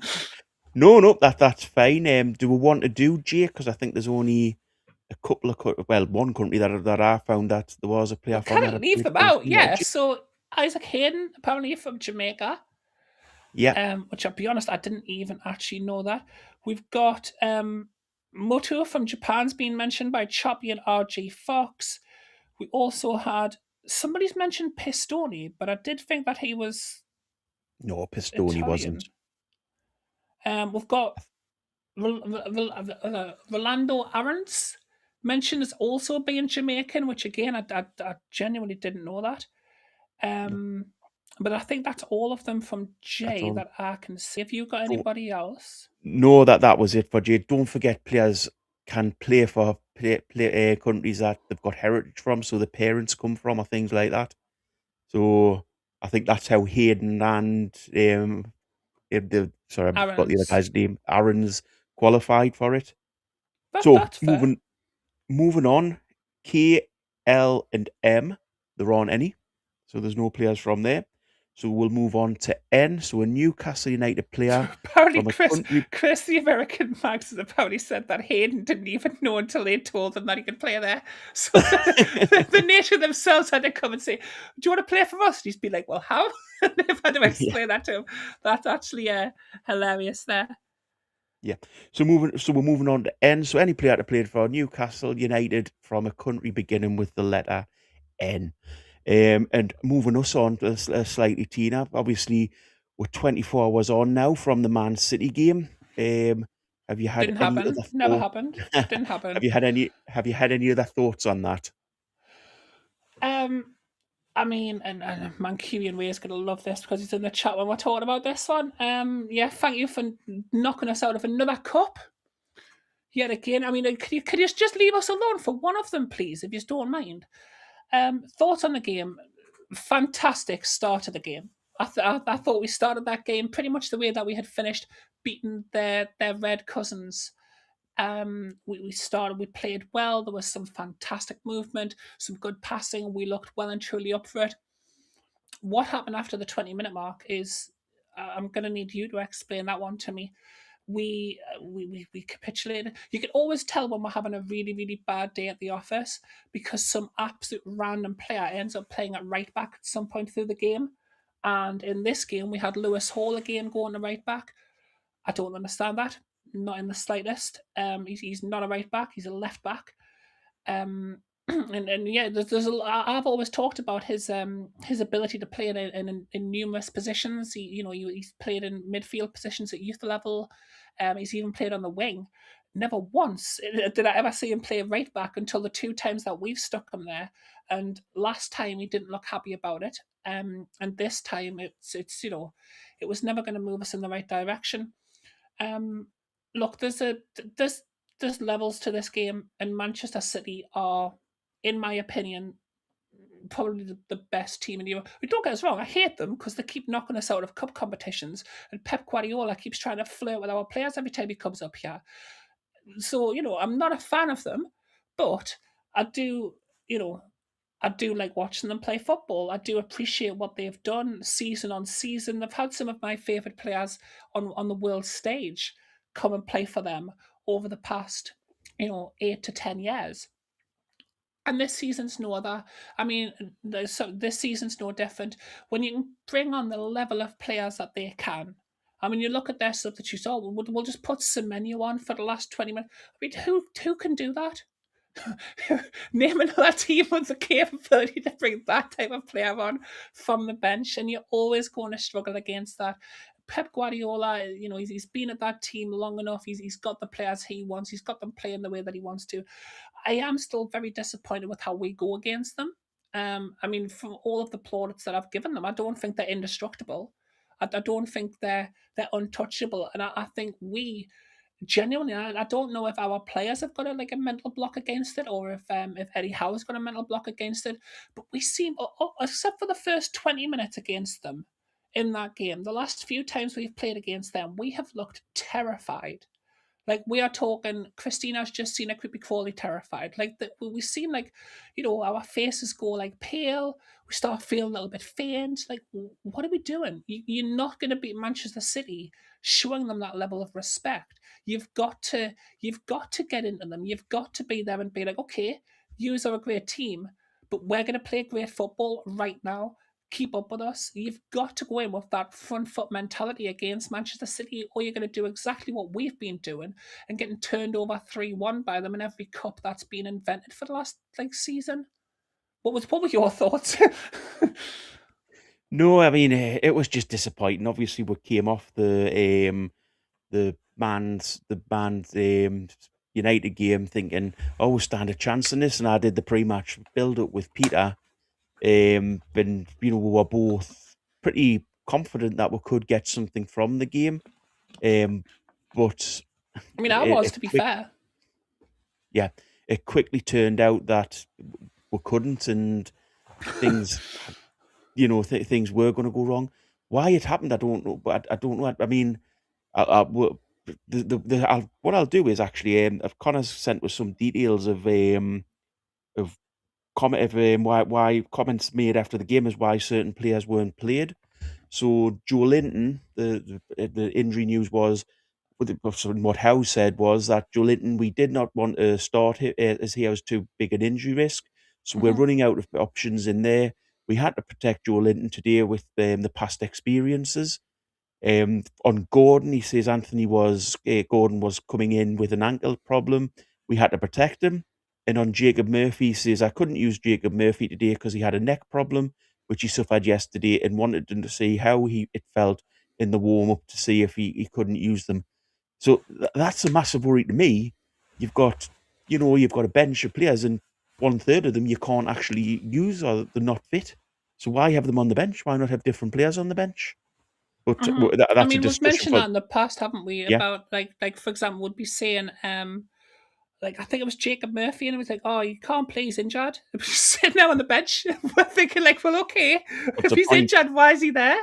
Like, if you're not going to bring him on, why have him as an option? Yeah, just Um, getting conscious of time. So should we move on to N and players that have played for just Newcastle getting from a conscious country of time beginning with because you wanted N? me to shut up. But yeah, countries begin countries begin with N. We have Chris Wood from New Zealand. Ronnie Johnson from Norway. Did Ronnie Johnson play for us? Yeah, he was signing from Man United.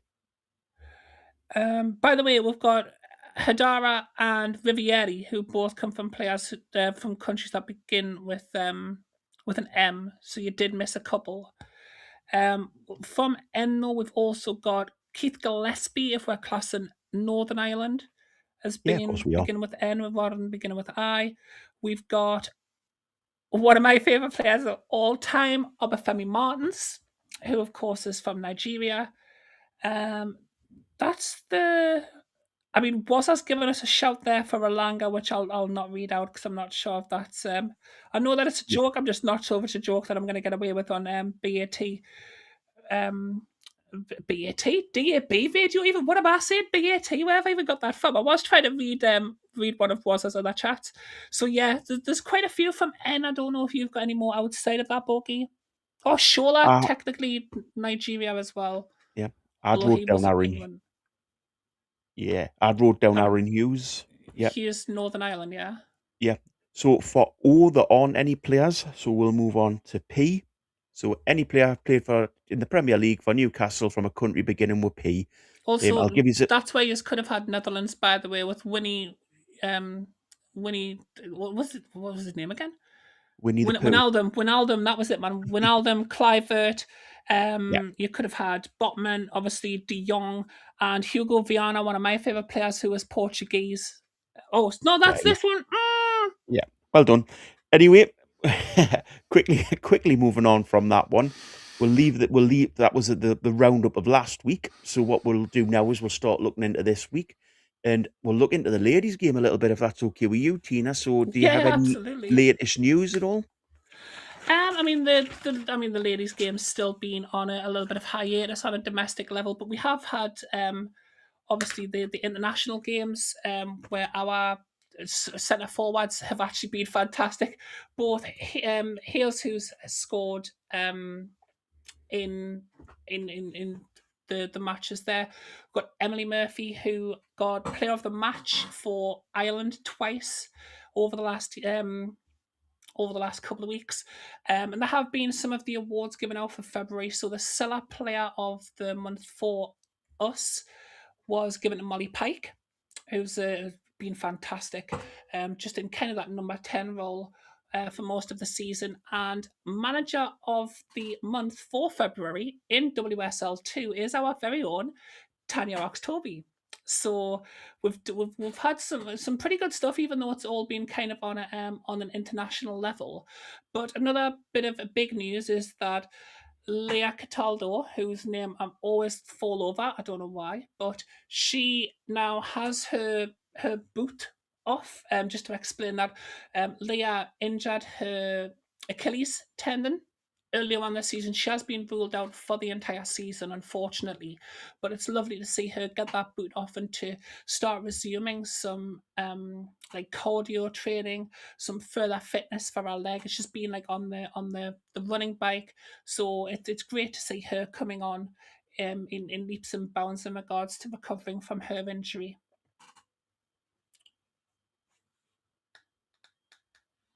And what are your thoughts on the match this week? I think we play, if I'm correct, it's Sheffield United. Is that right?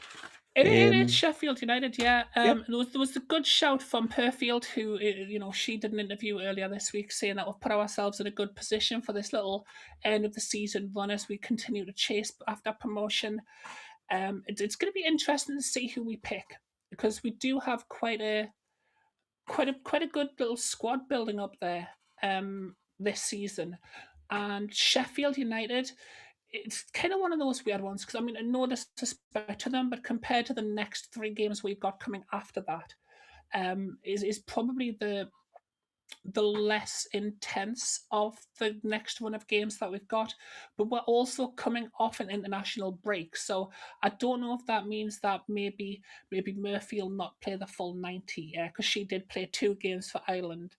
Maybe we'll see maybe a bit of rotation between Demi Stokes and Torpe at left back, and maybe we'll see another bit of another cameo for Larson, maybe ahead of Lumsden and Savinius, who was mentioned earlier on in this show, thanks to RJ Fox. So I think the selection for this next game is going to be interesting, just to see exactly how Tanya deals with this, knowing that we do have a run of tough games coming up. But at the same time, there's a lot of players who will be raring to get back out there on the pitch, because some of them haven't had international games over the past few weeks. So yeah, I'm quietly confident for that game next week, though. Hopefully we get it right and we continue our push up and keep pushing for promotion this season. And on next week's show, obviously, we'll be able to see exactly how that's gone. Because I think that game happens on Saturday, unless I'm completely just going wild there. Yeah, brilliant. And go on then, before we move on from the ladies' team, your score prediction for next weekend. What do you think A the score score will prediction for be? next weekend. I think I'm going to go with 3-0 to Newcastle. And I think we'll get goals from either Hales or Murphy, depending on who starts. I think a goal from Gregory and a goal from Molly Pike. By the way, another thing that did happen this week, though, goal of the month got given to Beth Lumsden as well for that absolutely extraordinary goal that she scored from right midfield. I did nearly forget to mention that, but yeah, 3-0 is what I'm going with. Have you got any prediction for the score there? 3-1 to Sheffield United. So, Whoa, what? so no, I'll go 3-1 the Town. Obviously, 3-1 to the Lasses. We were about to have quite a bad falling out there, Boaky. I'm not going to lie. Right. So, moving on. Do we want to do P? Well, I went before we came on, so I don't know if you want to go or. So we've got 4. I'm so sorry. So I did kind of ruin part of this already by jumping ahead to you go Vaiana. But we've also got, of course, if Christy American Mag is still in the chat, we do have the Peruvian Norberto Solano. We've got 2 Paraguayan players in Miguel Almiron and was it Diego Gavilan? Or have I made up that first name? I remember Gavilan Right. playing for us. Vienna gets another good mention. And I think that's all of the ones that the chat has pulled up there. I don't know if you've got any more outside of that. No, I had Solano down. So Solano, fair shout. yeah, there's nobody from a country beginning with Q. So we'll move on to R. So any Newcastle United player played in the Premier League that comes from a country that begins with R. So just moving on, Tina, we'll go into the week ahead. What's coming up this week? So the first big challenge this week is Barcelona in the Champions League. Do you think we've got any chance at all in that game? Absolutely, I definitely do. This is going to be one of those games. I think Eddie said that it was going to be the biggest game in the club's history. I mean, I'm not 100% sure about that being factual, but it's good that that's kind of how he's looking at it, and it kind of suggests that he's going to go all out for this victory. We've got a little bit of because am I right? Is it Tuesday or Thursday that we're playing? Is it Thursday? Tuesday. No. I was hoping I had a couple of extra days to rest for that. So yeah, it's going to be interesting to see, who's recovered from the injuries, whether that's or from the not so much the injuries, but from like the fitness questions with like Gordon, Joe Linton, and Tino Livramento might be back for that as well. But yeah, I mean, we've kind of got to go into it hopeful, I would think. Do you give us much of a chance in that game, or? I think it's a hell of a struggle. I mean, I'd never bet against one of the lights at St James's, and the sort of kind of face with win. yeah, and but the fans will get behind it, and it'll be a hell of an atmosphere. But I think if we had a fully fit team and we're going in there full of confidence, I would think yes, this is something we can win. But it feels like we're maybe on a little bit of a low at the minute, and we don't go in there with confidence. I mean, the big thing is if we do go in there and win, it then builds up for the rest of the season. Hopefully, again, as we're shoot and go again. But as for the game itself, I don't hold out a lot of hope. But we're in there, we've got there, so we're good enough to be in that competition. We're good enough to be in the last 16. Let's hope that we do go on and smash them and get the result that we all want. What do you think around the team, Tina? What team do you think you'll put out? Well, that's going to be the question mark when it comes to who's actually available. I think that there's a chance we might see Tino Livramento start.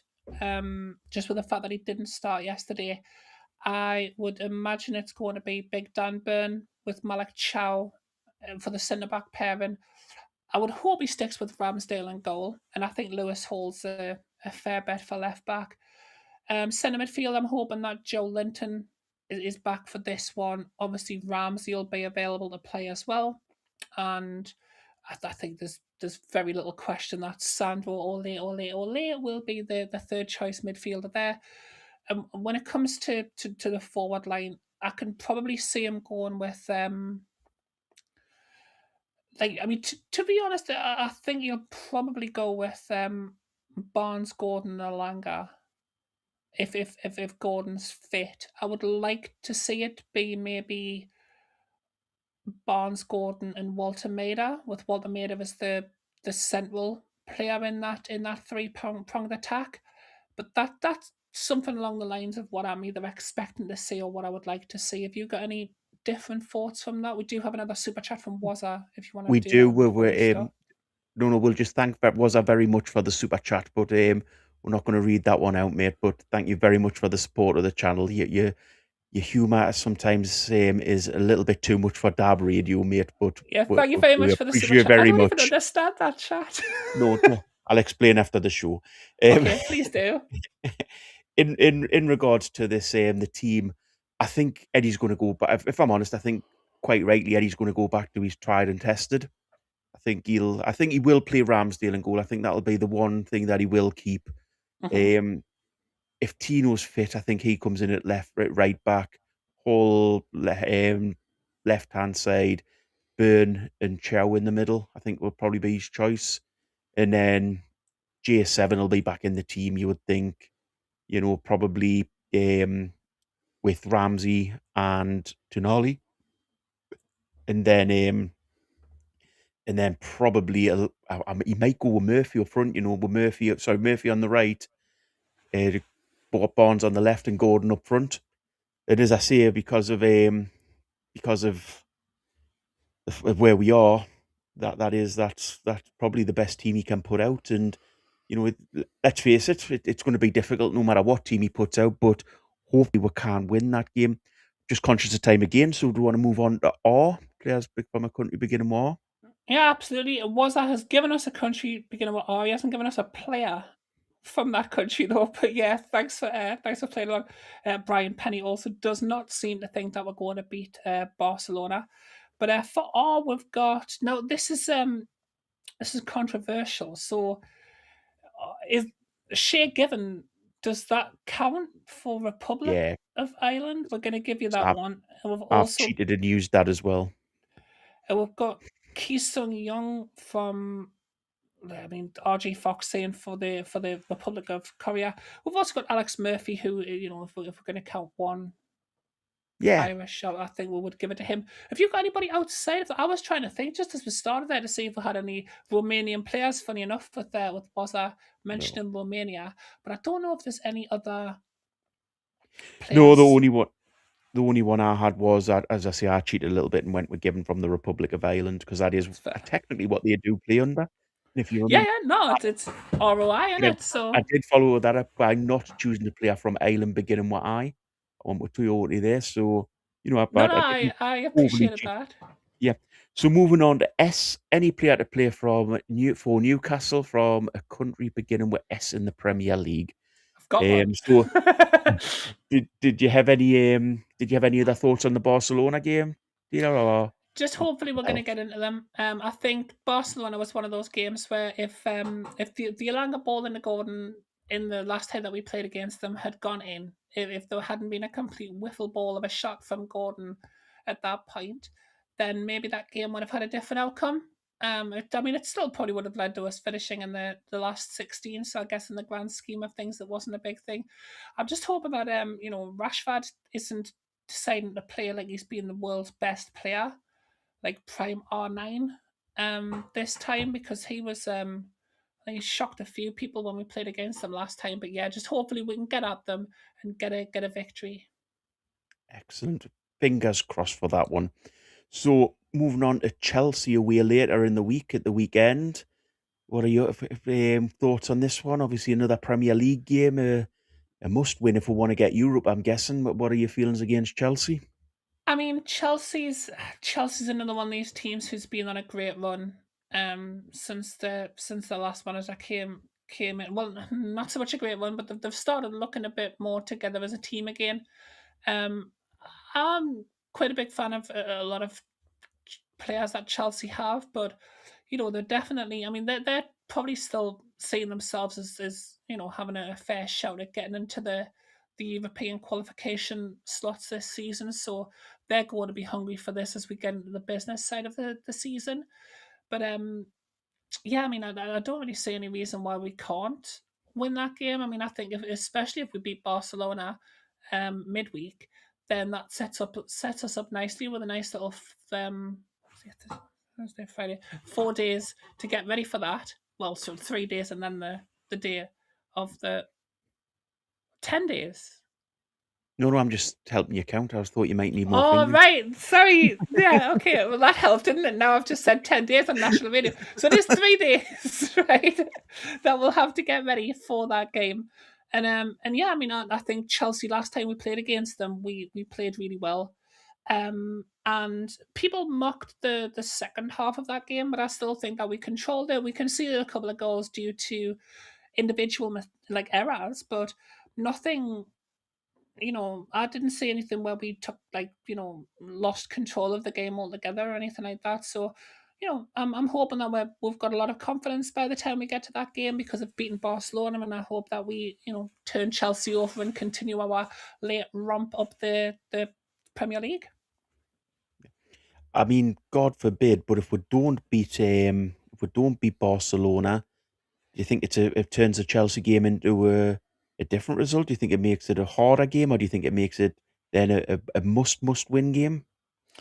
I think we take every game one game at a time anyway, so I don't think the result against Barcelona will have any big difference outside of confidence levels. But in saying that, confidence levels has never been something that we've been very consistent with. Like I thought we'd be buzzing with confidence after the Manchester United game, and then we tripped over Manchester City.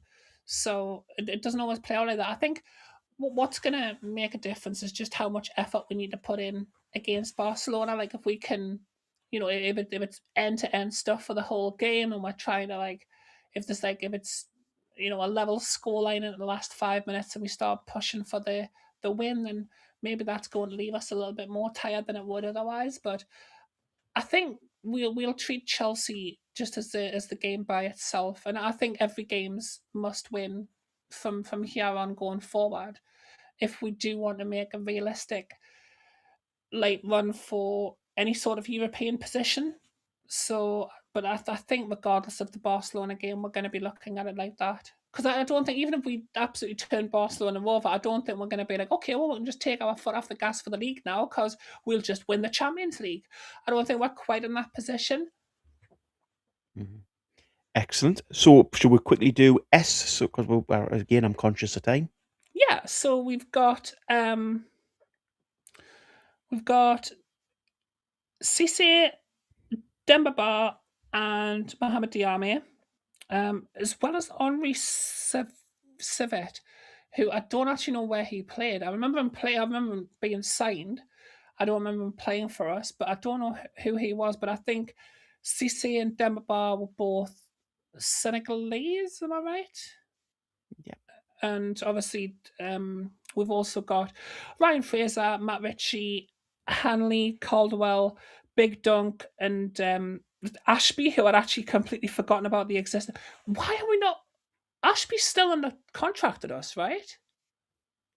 I think he is, but I think he got How's loaned out till the end of the season. why have we I, not th- I, brought th- I him? Why think have we not recalled him?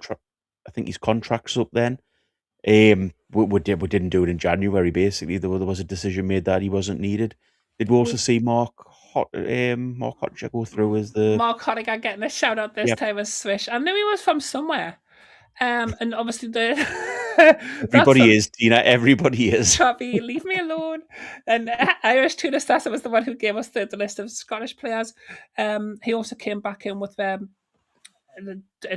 Cisse, Demba Ba and Papa Cisse, and Irish Tuna Assassin. Sorry, and LG Fox had also mentioned Demba Ba. We've got from obviously my player would have been Fabian Scher, who's from Switzerland. We've got a list from Irish Tuna Sasta who comes back in with Mitrovic from Serbia. We've got Shaw, Dubs, Marino, Ayozi Perez, all mentioned. I don't know where's Dubuff. Is Dubufka also Swiss? Is he? Was he Serbian? or Serbian, who we got Joselu, who was Spanish, along with Jose Enrique and Cisco. And apparently the Wazas then came in with Chopra for Sri Lankan. I'm not sure if I never knew where Chopper was from, to be fair. But we've also got, of course, Emil Kraft, Anthony Alanga, and I'm going to change the way that this has been put in the comment and change it to just Isaac for Swedish, who David Spencer is then coming with just after that. And then Soderberg, I don't remember who he is, to be completely honest. Oh, I don't remember that one. The one name I had down was Stephen Glass for Scotland. Was the only. Fair, he was actually missed from the Yeah. list of Scottish players that I just read out, so good shout. So we'll quickly move on to T. So any Newcastle United player to play in the Premier League, begin with from a country beginning with T. And while the chat are doing that, this is a bit of a explosive question, Tina. Is this season now a complete failure domestically wise for us? So have we failed as a club this season, as a team in domestic football? No. Not in my opinion. I mean, and the failure this season is going to come from what your expectations were of this season. If the fact that we qualified for Champions League last year and won a trophy last year made you think that was going to open the floodgates to us winning every trophy this season and guaranteeing Champions League football year on year, then yeah, to those people, this is going to be a disappointing season because we're struggling with the league form. But I mean, this season we've seen, we've had a lot of injuries, we've had a lot of players missing, we've seen a tragic summer leading up to this season. A little bit of a confusion in the January window, which I still don't think we've got any clarity on exactly what happened there. But look, for me, a failure of a season is what's happening at Tottenham this year. That's they are having a bit of a failure of a season. The team's capitulating on itself. No matter which manager they bring in, the players are wanting to try. We've still got a group of lads who are going out there and putting the effort in. We've still got a manager who believes that he's the right man for the job. And look, I know, we would love it if we were in the top six every single minute of every single season. But you've got to remember, up until when the takeover happened, we weren't even guaranteed finishing in the top half of the table. Like, it wasn't even guaranteed that we were going to finish above the top three in the table. So, comparatively speaking to previous years, I don't think this is anywhere near being an absolute failure of a season. I'm not sure. Well, I mean, I say I'm not sure. But do you have any opposing views to that by any chance, Boaky? 100%. In regards to this season, Premier League wise, at this point, we're in 12th place. We are. That's not good enough. Not for Why? the size, well, because of the size of team we are now. Look at Tottenham. Under no. Well, let's not. Let's look at Newcastle United because that's what we had to discuss. Under any metric, we're failing this season in the league. We should be at least maybe 10, 15 points better off than we are at this point. So Based on what though? but based on the fact that we spent £250 million in the summer, based on the fact of where we've finished previous seasons, and based on the fact of what the trajectory of this club is at the moment. So this club is progressing. This season we've regressed, and there are games where we have thrown away points. That's the most Oh, disappointing don't get me thing. wrong. There's definitely games that we've thought. I mean, I've been disappointed in many a performance this season. In regards to like games where we've let ourselves, we've not looked at the horses, so to speak, or at the races, I think that the expression is. So I get that there's been games this season that have been dreadful, and I get that there's been bad performances. But I don't think that the fact that we spent 250 million is a reason to expect us to finish in the top six. I mean, every other team spent But, money but in the can I summer, just and we are coming from a much lower position can I over just the stop you last there? No, nobody's saying finish top six. No, this is the Okay. problem that you guys, that people go on You're mentioning only talking to me, you're Boaky. being Just keep it aimed you're at me. being unrealistic. I'm not sitting here saying we should finish sixth. What I'm saying is we should be a lot better off points wise than we are. So we should be in a European place as a club. That's exactly where we should be. I mean, we might still finish in a European place as a club. And look, I get it. It's frustrating that we've had off days, but everybody's had games this season where they've not picked up points against teams that they should have picked up points against. And that includes Manchester City, that includes Liverpool, that includes Manchester United, that includes Chelsea, that includes Arsenal. Even though they are doing a little bit better than I was really expecting them by this point, because they're barely getting to this point of the season still on this run of form. But look, I mean, realistically, this season, every team has had that, and we've suffered a little bit more because we still haven't adapted as a club to having that extra game per week of being in the Champions League and playing against the elite of Europe. So I get that you are disappointed in it, but calling it a failure is, I think, a step beyond reality. We'll come back to this, but just quickly, should we go to tea? Yeah, So yeah, we've got time absolutely. to get So through we've the rest of them. got a shout out for the Trinidad and Tobago goalkeeper Shaka Hislop, and we've got Belazoglu Emre, who was from Turkey. I can't see anybody. Sorry, so Shaka was mentioned by RG Fox. Connor mentioned Belazoglu Emre, and I I think think that's that's the just about only it, one to that be we've honest. got. Did you have anyone else? No, I had Shaka Hislop down, so excellent from the Shaka. chat there. Yep. Fair. I Just like moving that on. Belazoglu was mentioned because I was a big fan of Emre. Just moving on. Team beginning with you that we've had a player from. So any Country beginning Premier with League you. country beginning with you that we've had a player from. So You'll just be like United, Gillespie, like not that. You've got to. It's got to be an actual yeah. country. So sorry, that is you. And moving on, sorry, not moving on. Carrying on. My teeth are falling out now. Moving on to what we were discussing. Yeah, You're yeah. saying it's not a failure. So being bottom half of the table isn't a failure to you. You don't think No, that I proves don't. failure? No, not at all. I mean, I agree with Connor in the chat saying it's a poor season. It's not a great, but I would love to finish in a higher position. Absolutely, 100%. And I think eventually we will become a club that very, very rarely finishes this low down a table again. But we are still 4 years into a project, and we've still got players who were playing for us in the championship.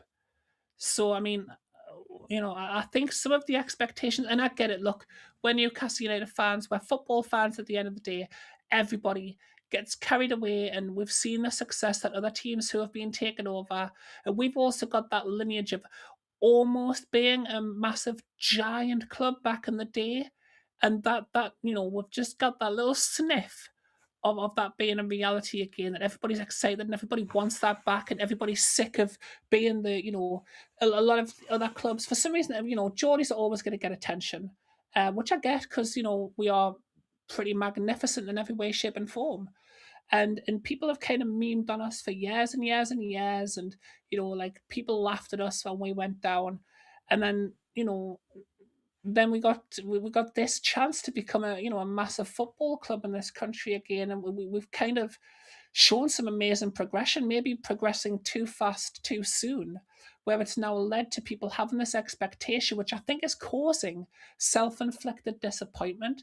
I would say just enjoy the ride. I didn't get my hopes up too much that because we won one trophy we were then going to win a trophy every season.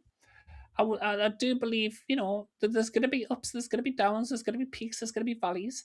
We're going to have a run. This club will become what you want it to become, but you've just got to ride it out for the time being, in my opinion. Should we do you before I explain why I don't agree with you? You certainly can. So we've got DeAndre Yedlin from the United States of America. We've got Gonzalez, who was Uruguayan, and we've got. I thought I saw another one, but no, that's the only two that I've got. Do you have any more outside of that, or No, I had Yedlin. That was it. Yedlin? He's the easy Yeah. shout, isn't it?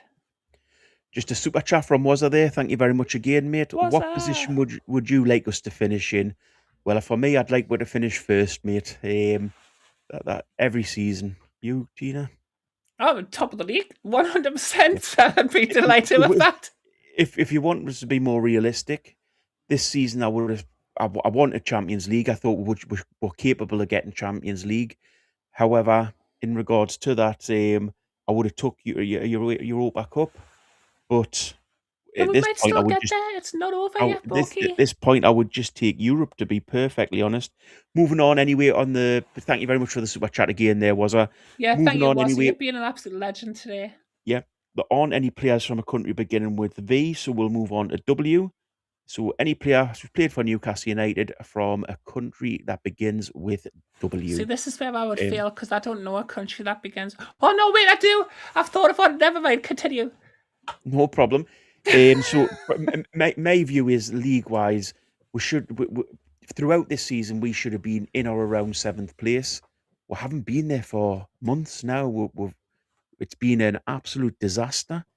League-wise, our form has been terrible. We've been bottom of the form league as a club. That's really, really not good enough for Newcastle United now.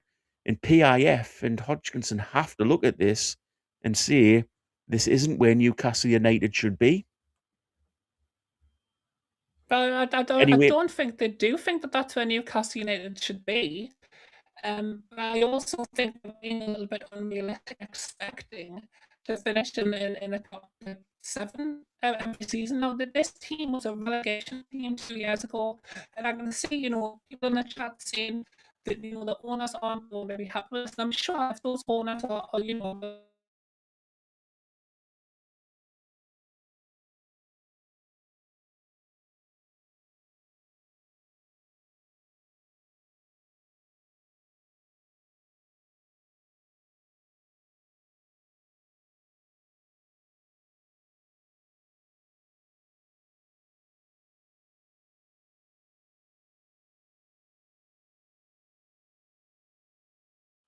I think this season is just quickly because we're running out of time. I've got it wrong. Was a player from with beginning with V? It was Venezuela and it was Rondon. But if we move on to W, are there any W's in the chat, or has everyone just been correcting me? You're terrible at this alphabet thing. W's, we have nothing. We have nothing. I think Have we they were never too had a... busy correct. I think they were just busy correcting me. No, which I get. I Well, like doing that as well. I get a chat. I get where you're coming from. I would go with maybe it's Craig Bellamy from Wales. Yeah, that would have been... I was going to say, did we not have any players from Wales? That was the only one that... And, oh, hold on. Speed as well. He was Welsh. Darlow was Welsh. Bellamy. Ian Rush was also Welsh, even though, his playing days were well behind him before he came to us. But yeah, shout out to Gary Speed, of course. So there is definitely players. Wyn Davies as well might have been Welsh. And apparently Mancunian Way says that I sound like he did 10 years ago. So apparently, because I thought I sounded like quite a northern lass, but apparently I sound like a guy from Manchester. So that's something I need to work on is my accent there, because I'm clearly going across a little bit differently than I was expecting to. Thank you for So the chat though, Mancunian. Look, I thank you very get where much, you're coming from. guys. I really do. So there isn't anybody beginning with Y. Sorry, any country beginning with Y that has a player from Newcastle, unless the chap put us right. So the last one we're looking for is Z. There is one player that's played from Newcastle from a country beginning with Z. You've got a couple of minutes to try to pull that one out. Dun, So dun, dun, dun, dun, in dun. regards to obviously the cup competitions, we've been knocked out. We've had chances at home in both domestic cup competitions and been knocked out. That has to be a real disappointment, surely. I mean, of course it's disappointing. It's disappointing any time we lose a game. But it's not. I'm like, how many trophies have we won in the last 400 years? Not 400, but look, in my parents' and probably my grandparents' lifetime, we've won one trophy. The fact that we made it through to the semi-finals in the Carabao after winning it the season before, to me, that shows that we are a better team now than we were 5 years ago. Always disappointed to lose, especially at home. And I would love us to bring more silverware to this great club of ours. But it didn't happen this season, and that's a shame. But I have not yet given up on the idea that we are going to be winning Champions League and having the pyro and all of that celebration go on by the end of this year. Anyway, complete failure. Remember, you should never go out of a cup competition at home, and it's definitely not two cup competitions at home. So I think everyone knows. That you've been alive, Boaky, so you should probably get used to it.